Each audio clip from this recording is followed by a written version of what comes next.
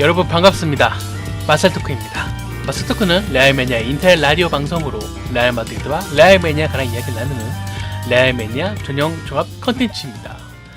네, 드디어 더웠던 여름이 가고 들리십니까? 이 귀뚜라미들이 지금 또 귀뚤귀뚤 울고 있습니다. 가을이 왔다는 소리죠. 그리고 레알 마드리드도 한 2주 전인가요? 2주 전을 기점으로 이제 17, 18 시즌 시작이 되었는데요. 이에 맞춰서 마스토크도 레알 마드리드, 레알 매니아와 같이 한 시즌 열심히 달려보도록 하겠습니다. 그럼 먼저 저를 도와주는 분부터 소개를 해야겠죠?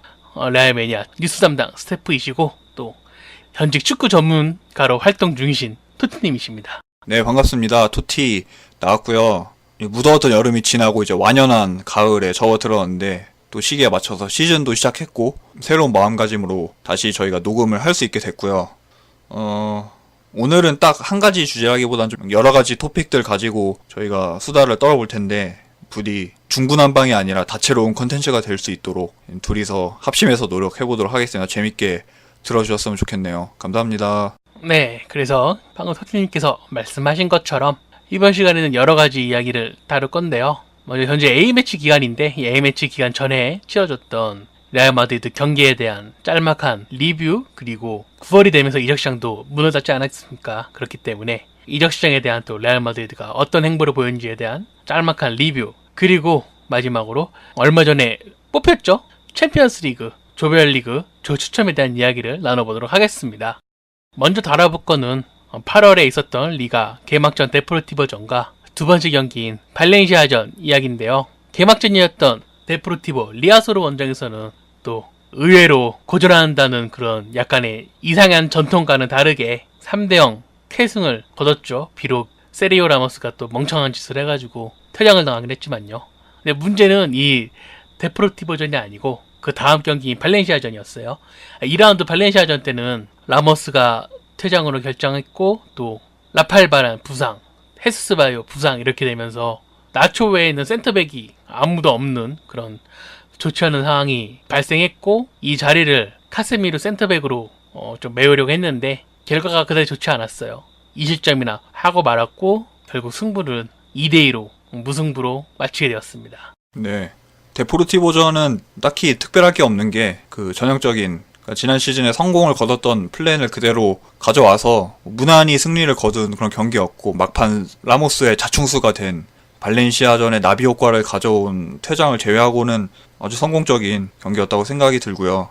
발렌시아전이 이제 앞서 사연님이 다 설명을 해주신 대로 카세미르의 센터백 출전도 있고 또 이날 못지않게 이야기할 게 이 전세계 마드리디스타들을 아주 분노로 몰아넣은 최전방 벤제마, 베일 두 선수의 아주 한심하기 짝이 없는 활약이었던 것 같은데요. 그래서 지단 감독이 그 여름 프리시즌 내내 베일, 벤제마 이 두 조합을 어떻게든 살려보려고 애를 많이 썼었는데 이 데포르티보전에는 통했는데 정작 꼭 잡아야 했던 이 발렌시아전에서 베일은 진짜 아무런 영향력을 못 줬고 벤제마는 동료 아센시오, 이스코 이 폼이 절정에 오르고 있는 이 두 선수들이 만들어준 기회를 다 그냥 발로 뻥뻥 차버리는 그런 좀 답답한 짓을 해가지고 레알 마드리드가 뭐라고 할까요? 스스로 이길 기회를 차버렸다고 해야 할까요? 이 벤제마 이 선수가 뭐 동료들과의 연계나 그 팀 동료를 돕는 능력 정말 인정은 하지만은 이렇게 중요할 때 넣어주지 못하면은 이 등번호 9번의 가치가 있나? 안 그래도 이 경기 이후에 베일 벤제마에 대한 그런 비판의 목소리가 레메에도 아주 난리가 났었죠.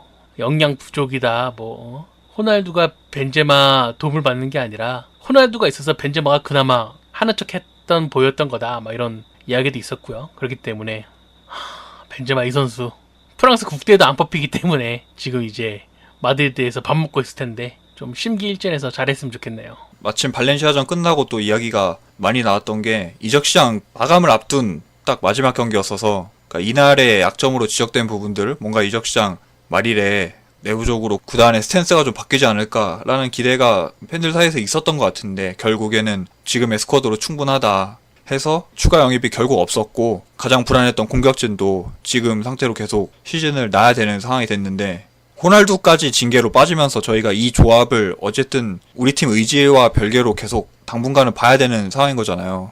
근데 이 경기에서 뭐 움직임은 나쁘지 않았다고는 하나 그만큼 골 찬스를 많이 잡았다는 것만 해도 전방에서 수비를 굳이 직접적인 경합이 없어도 배우로 영리하게 움직이면서 골 찬스를 많이 잡았고, 이날 또 특이한 게 머리 왼발 오른발로 슈팅을 다 했는데 다 날려먹었어요. 또 하나 베일한테도 저는 아쉬운 게 이 선수가 이제는 어느 정도 핏이 올라왔다고 생각이 들거든요. 그러니까 뭐 주력이 느려지고 뭐 버티는 힘이 예전에 비하면 덜하고 한 거는 어쩔 수 없다 손 쳐도 이미 지난 시즌 챔피언스리그 결승을 기점으로 해서 그라운드에 완전히 돌아왔고 프리시즌 일정 다 소화했고 뭐 슈퍼컵, 수페르코파까지 다 뛰면서 핏이 올라올 시간은 충분히 주어졌고 이제 시즌 본 게임에 들어가면서 그걸 이제 보여줘야 되는데, 발렌시아전, 데포르전 보면서 느꼈던 거는 가장 큰 건 심리적으로 많이 위축이 돼 있다는 느낌이 많이 들어요. 슈팅을 충분히 예전 같으면 해볼 수 있는 각도와 위치에서도 뭐 이스코나 아센시오한테 밀어주는 장면이 여러 차례 있었고, 수비수와 1대1 경합 상황에서도 드리블 돌파, 그러니까 속도를 이용하는 플레이를 거의 잘 안 하더라고요. 스스로 좀 많이 위축이 돼 있는 그런 모습이 좀 많이 아쉬웠고, 레알 마드리드의 포워드라면 그런 정말 정적인 상황에서 미라클적인 그런 플레이를 보여주길 팬들이 응당 바라는데 그게 지금의 베일의 상태에는 전혀 기대할 수가 없으니까 그 부분에서는 많이 아쉽게 봤습니다. 사실 현재 그 4-3-1-2 전술도 가레스 베일이 부상, 부진 이런 거에 빠지면서 좀 약간 어쩔 수 없이 당시만 해도 플랜 B였던 이스코를 활용하는 전략을 짰고, 이스코가 그 기대에 부응해 주면서 지금의 주 전술이 4-3-1가 되었는데, 베일이 계속 이렇게 아쉬운 상황이라면은 만약에 호날두가 복귀할 경우 베일은 이제 그 경쟁력을 완전히 잃을 수 있다. 공격은 호날두가 할 테고 측면에 수비가 필요하다? 그러면은 수비력 좋고 열심히 뛰는 루카스 바스케스가 추천할 수 있고, 그렇기 때문에 가레스 베일의 그 입지가 계속 줄어들 수밖에 없는 상황이죠. 뭐 이스코를 밀어내겠다느니 아센시오와 경쟁하겠다느니 이런 거는 얼토당토 않는 소리고, 이 선수에게 들인 돈이 상당히 많은데 그 첫 시즌 이후로 점점 하락하는 모습을 보니까 안타깝네요. 한 2년 전만 하더라도 그 베일 팬분들도 열심히 베일 쉴드 치고, 베일이 못하는 날도 있었지만 잘하는 날도 이렇게 퐁당퐁당이라도 해가지고 약간의 그 균형이 유지됐는데, 이제는 뭐 유지될 균형도 없으니 완전히 무너져 버렸으니 안타까울 뿐입니다.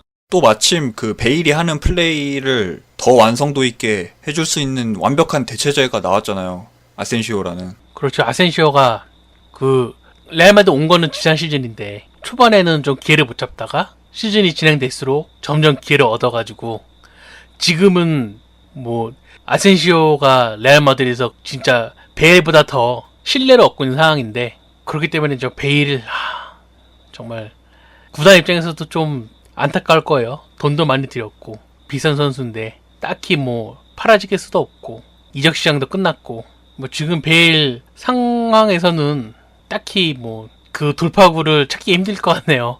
지단 감독 역시도 뭐 만약에 음바페가 영입할 거였다면은 베일을 팔았어야 영입해야 그 팀 밸런스가 맞을 것 같다 막 이런 얘기까지 했다고 뭐 스페인 언론에서 뜨기도 했었는데, 어쨌든 이 베일 선수 때문에 약간 그 이적 시장의 그 흐름도 공격 쪽에서는 좀 약간 답보 상태에서 더 이상 진행이 안 된 것 같기도 하고, 지단 감독하고 페레스 회장은 속내는 모르겠지만은 일단 베일 믿는다 이런 이비야 말로는 그렇게 하고 있으니까. 저는 그 앞서서 베일이 이미 지난 6월에 복귀를 해서 프리시즌 다 뛰고 핏이 올라올 만큼 왔고 이거를 이제 경기장 안에서 어떻게 풀어내느냐에 저는 주안점을 두고 있는데, 쌀가우님은 지금 베일의 피지컬 상태에 대해서는 어떻게 생각하세요? 이번 시즌 초반만 봐더라도 지금 마테이가 많이 간 모습 보여주고 있어가지고 데프로티버전 그 주워 먹기로 한 골 넣고 이런 거밖에 못하고 있으니까, 지금 나이가 30도 안 됐는데 이렇게 하락을 한 거면은 시간이 지나도 오를 가망이 없다.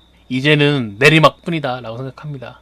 우리가 기대하던 그런 파괴력 있는 모습은 이제 토트넘 때가 끝이었고, 이제 레알에서의 그런 생활들은 내리막뿐이다.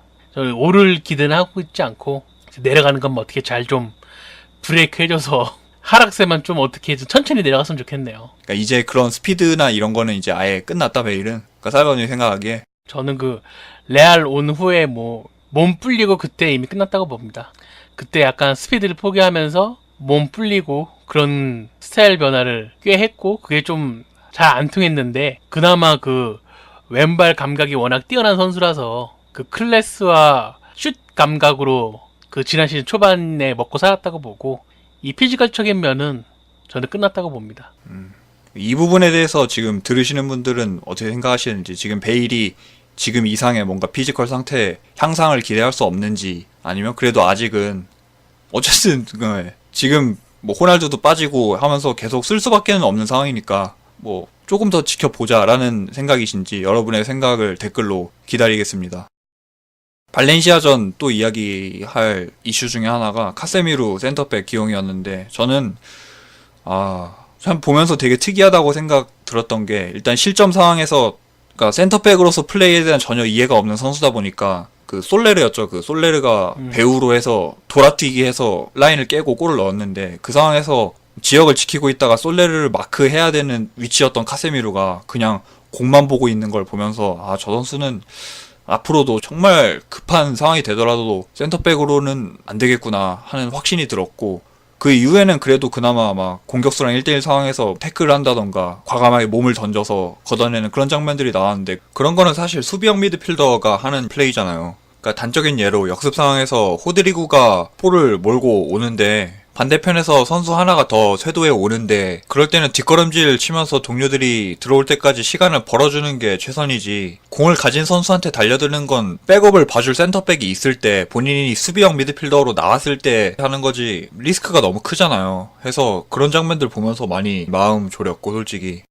그래서 제 결론은 센터백이 지금처럼 막 부상에 퇴장에 다 빠져버리는 상황이 돼도 카세미루 센터백은 아니다 입니다. 저도 카세미루 그 꼬라지 보면서 수비를 잘하는 선수와 센터백으로서의 그런 수비를 할 줄 안다는 게 다른 개념에 있구나 라는 걸 다시 한번 깨달았네요. 이 발렌시아전 열리기 전반에도 막 토트님께서 레멜 코멘창에 뭐 마르코스 요렌테도 뭐 센터백 뛰어본 경험 있고 막 떼오도 센터백 경험 있고 막 이런 이야기 막 하셨는데, 떼오는 모르겠고 제 떼오는 센터백 보는 걸 본 적이 없어서. 그랬나? 그거였나? 그랬는데 결국은 카세미르가 나왔고, 이 카세미르가 지난 시즌 셀타전에서도 센터백으로 나와서 많이 못했었는데 여전히 부족한 모습 보여줘서 안타까웠네요. 그리고 이 카세미르가 포백 보호를 못해주니까 이제 레알 마드리드가 이스코, 크로스, 모드리치 이렇게 나왔다가 이스코 몸 상태가 안 좋다 그래가지고 코바치치를 이제 홀딩으로 내세웠는데, 코바치치도 여전히 포백 보호를 못해주면서 이제 콘도그비아 이 선수한테 이제 딱 그 수비형 미드필더가 서 있어야 할 위치에 이제 슛을 허용하면서 골을 먹혔습니다. 근데 콘도그비아가 이날 발렌시아, 그러니까 라리가 돌아와서 발렌시아에서 데뷔전이었는데 사람한테는 참 다 맞는 리그가 있다고 느낀 게, 콘도그비아 정말 잘하더라고요. 그러니까 중원에서 공수 전반에 기여하면서 굉장히 좋은 그런 장악력을 보여줬고, 골로서 딱 활용 점정까지 찍으면서 하필 우리를 상대로 자기가 라리가에 돌아왔다는 걸 이렇게 해버리니까. 근데 이게 우리가 이스코 컨디션이 뭐 구토 증세까지 있었다고 할 수도, 그러니까 이스코가 컨디션이 안 좋았고, 또 이 4-4-1-2가 아무래도 좀 중앙에서 풀어나가야 하는데 콘도그비아가 워낙 그 흑형 스타일이라 보니까 중앙에서 이제 힘싸움에서 번번이 이겨내면서 레알 마드리드 선수들을 중앙에서 격파를 하니까 우리 좀 스타일의 좀 상성 스타일의 선수가 아니었나. 우리는 결국 또 이러니 저러니 해도 벤제마를 통해서 공격을 해야 되는데 이 중간에 콘도그비아가 서 있으니까 답답했죠. 이날 발렌시아가 포진이 4-4-2였는데 말이 4-4-2지, 굉장히 선수 면면을 보면 굉장히 수비적인 구성이에요. 보면 중앙에 콘도그비아 박아놓고 또 좌측을 라토 가야 더블 풀백으로 겹을 쌓아놓으면서 수비적으로 신경을 많이 쓴 모습이었고, 마르셀리노 감독이. 그리고 호드리구까지도, 그러니까 자자만 전방에 혼자 남겨놓고 호드리구까지 아래로 많이 내려오면서 압박해주고 하는 장면을 보면서 이날의 발렌시아의 의도를 확실히 알 수 있었고, 중앙과 수비에 걸쳐서 겹을 겹겹이 쌓아놓다 보니까 우리가 후반 막판에 뭐 바스케스가 들어가서도 뭐 평상시만큼 뭐 그런 라인 돌파나 그런 장면들, 뭐 크로스나 이런 장면들이 거의 안 나왔었고, 골 장면도 다 그렇잖아요. 선제골은 상대 수비수가 패스 놓치면서 아센시오가 잘 파고들어서 넣은 거였고, 동점골도 세트피스였으니까. 참 그러면서 발렌시아가 수비적으로 잘 짜온 모습이 우리가 이날의 뭔가 부상 이탈이나 선수들의 컨디션 저하와 맞물리면서 무승부란 아쉬운 결과가 나오지 않았나 그렇게 생각합니다. 발렌시아는 꼭 이겨주길 바랬는데 우리는 라이벌로 생각 안 하는데 상대만 막 불타오르면서 잡아먹으려고 잡아먹을 눈빛으로 막 달려드는 그런 타입인 팀이 있어요. 우리가 바라보는 라이벌은 이제 같은 리그에서는 뭐 바르셀로나 아틀레티, 타리그에서는 뭐 맨유 바이에른 막 이런데 맨유요? 맨유죠. 그분의 팀인데. 그래가지고 이제 그 팀을 이길 생각만 하는데 이제 발렌시아 애들은 뭐 내세울 것도 솔직히 없어. 한번 망했던 팀이야. 15년 전에 그 우승 몇 번 해본 것 같고 지금 아직도 뻗대는 팀인데 이런 팀한테 지금 홈에서 얼마나 쪽팔립니까? 바르셀로나한테 지는 것보다 발렌시아한테 못 이기는 게 더 쪽팔리죠. 아, 쪽팔린다고요? 쪽팔리죠. 쪽팔린 경기죠. 그러니까 질만한 상대한테 지고 비길만한 상대한테 비기면 아무 말 안 하는데 부끄러운 줄 알아야죠. 이게 다 이제 베일 벤제마 때문이야. 라모스 때문이야. 라모스 때문. 그래서 뭐 벤제마 타령 베일 타령 해봤자 이미 지나간 거 어쩔 수 없고 어쨌든 다른 팀도 한 번쯤 미끄러지겠죠. 안 미끄러지는 팀이 어디 있겠습니까? 맨날 한 10년 전부터 그랬지만은 못 이기면 맨날 인터뷰에서 맨날 리가는 길다 이 타령하고 있죠. 36경기 남았습니다. 길긴 기네요. 그러니까 리가는 또 이제 앞일 모르는 거니까 이 다음을 지켜보기로 하고요. 이제 다음에 나눠볼 주제는 레알 마드리드 이적 시장에 관한 내용입니다. 네, 이적 시장이 뭐 다들 아시겠지만 추가 영입은 2명으로 그쳤고 임대 복귀가 3명이었고요. 그 외에는 뭐 방출, 다닐루, 모라타, 하메스, 페페, 코엔트랑 뭐 요 정도가 돋보이는 방출이었고 야네스까지 해서 그 외에는 뭐 임대 간 선수도 딱히 없어요. 이번 여름에는. 그래서 작년보다는 그래도 덜 하지만 뭐 작년 못지않게 그냥 조용한 무난한 이적 시장이 되었는데 이적 시장 막판에 이슈라봤자 뭐 은바페 하나밖에 더 있겠습니까? 그래서 은바페 얘기를 좀 제가 간략하게 좀 정리를 해드리면 마르카에 최근자 보도가 나온 게 있는데 구단이 은바페 영입을 포기한 가장 결정적인 이유는 이적료는 아니고 그 연봉 체계, 그러니까 연봉 지금 현재 선수단 체계가 은바페 영입으로 무너지는 걸 원치 않았다라고 하는데 뭐 믿거나 말거나지만 여기에 덧붙여서 베일에게 이제 이번 시즌까지는 더 지단 감독이 공개적으로 얘기했던 것처럼 한 시즌 정도는 더 두고 볼 여지가 있다고 판단을 해서 이제 은바페 영입을 포기를 했고 그러면서 뭐 대체자를 안 찾았죠. 뭐 공격수를 영입을 하냐 마냐 얘기도 나온 것도 없고 딱히. 그래서 뭐 그 수혜를 저희가 여름에 이적 시장 열릴 때만 해도 모라타 자리를 마요랄로 채운다는 건 그 말도 안 된다. 그건 FM에서도 그렇게 안 한다 했는데 그게 현실이 됐습니다. 네. 뭐 구단도 생각이 있는 사람들이니까 상고 끝에 내린 결정이겠지만은 이 공격진 보강을 못한 게 지금 상황에서 또 이 베일 벤제마 하는 걸 보니까 또 못내 아쉽네요. 뭐 저도 그 여름 처음에는 공격진 보강에 모라타가 나간다면 있어야 한다는 생각이었는데 아무래도 투톱을 쓰고 이제 호날두가 약간 이제 톱 자리도 소화를 하는 경우가 덜어 있었으니까 이제 호날두를 톱에 쓰려고 하나보다 하면서 뭐 구단이 영입이 없는 거는 뭐 테오의 뭐 윙어 땜빵이나 아센시오 이스코의 성장 막 이런 걸로 떼울 수 있지 않으려나 이렇게 생각을 했었는데 이게 또 이제 호날두가 결장을 하니까 또 이게 꼬이네요. 그래서 저는 너무 좀 부정적으로 생각하지 않고 지금 호날두가 뭐 퇴장 징계 중이니까 5경기 징계 중이니까 이것 때문에 꼬이는 거고 이제 호날두가 복귀하면은 레알 공격력이 본 궤도에 들지 않을까 이렇게 좀 좋게 생각하려고 하고 있습니다. 그래도 뭐 지난 시즌하고 비교하면 불안 요소라면 최전방 자리랑 뭐 굳이 따지면 페페가 나간 자리를 바에오가 바로 채운다는 게 그 부분에서는 좀 어느 정도 팬들이 갖는 불안감은 이해를 할 만한 것 같아요.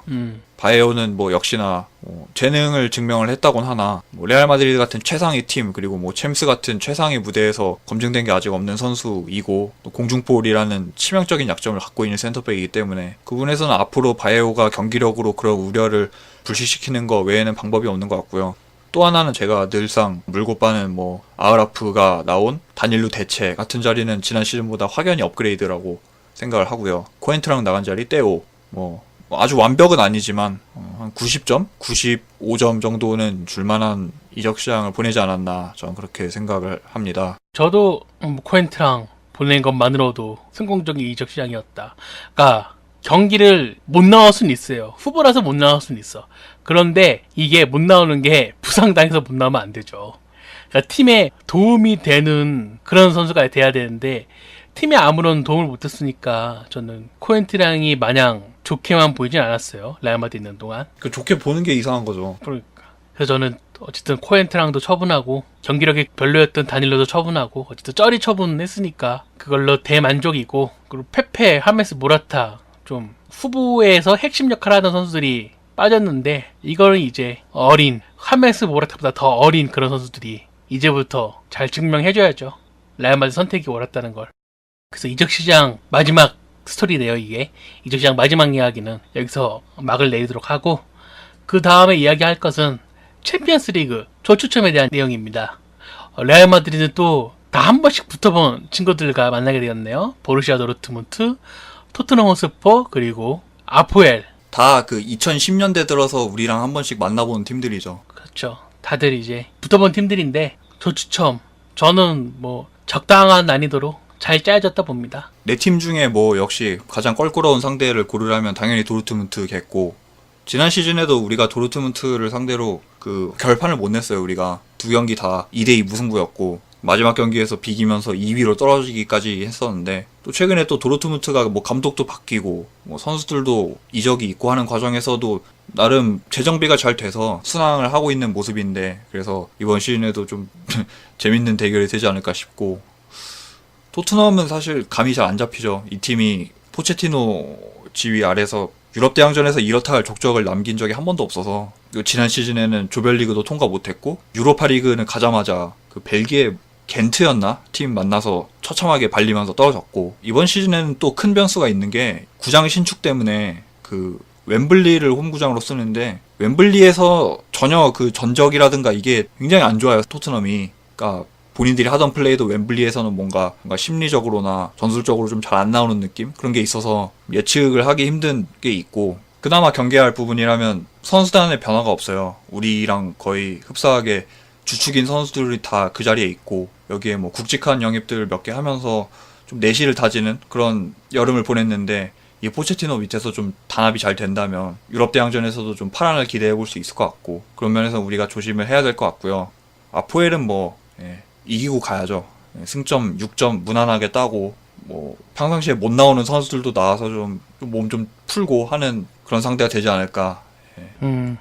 다들 그렇게 생각할 것 같아요. 저 역시도 도르트문트만 잡으면은 16강행은 무난하지 않을까를 생각하는데, 일단 도르트문트 원정 경기가 9월 말에 했어요. 챔스 바르셀로나 같은 그런 강팀 만나기 전에 도르트문트를 상대하게 되는데, 여기서 이제 그 이스코, 아센시오 이런 친구들이 그동안 그 여름 내에 얼마나 발전을 했는지, 그 바르셀로나의 그런 이벤트전인 슈페르코파 말고 이 진짜 경기 도르트문트전에 한번 봐서 이 선수들이 얼마나 성장했고 또 얼만큼 레알 마드리드에서 써먹을 수 있을지 확인을 좀 해봤으면 좋겠네요. 그런 의미에서 도르트문트 꼭 잡았으면 좋겠습니다. 그래서 뭐 이번 조별리그 예상해보면 우리 1위 가능합니까? 도르트문트하고 토트넘은 우리가 충분히 이길 수 있다고 봅니다. 그리고 아포엘은 우리 아포엘 킬러인 카카가 레알을 떠났기 때문에 힘들지 않을까. 그래서 아포엘 1위, 레알 2위, 도르트문트 3위, 토트넘 4위, 손흥민, 눈물행 이렇게.